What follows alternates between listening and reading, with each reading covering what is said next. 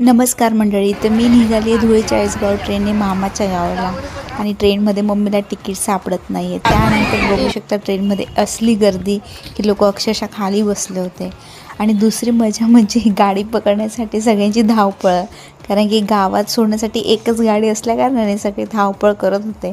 त्यानंतर गाडीत एवढं ॲडजस्टमेंट करून बसल्यानंतर निघालो आहे सरळ मामाच्या गावाला. आणि बघू शकतात पावसाळ्यातही एवढं ऊन आहे की कळत नाही आहे ही पावसाळा आहे की उन्हाळा आहे. तर मग आता पुढे आल्यानंतर मामाच्या गावी पोचलो आणि त्यानंतर सर्वांची उतराउतर चालू झाली आणि जो तो आपल्या रस्त्याला निघालो, तसंही आम्हीही आमच्या रस्त्याला निघालो.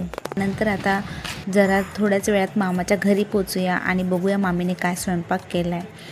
तर आता घरी आल्यानंतर बघतो तर काय, अरे वा, मामीने बट्ट्या आणि डाळ भात आणि वांग्याची भाजी केली, जे की आपल्या खानदेशाचं स्पेशल आहे.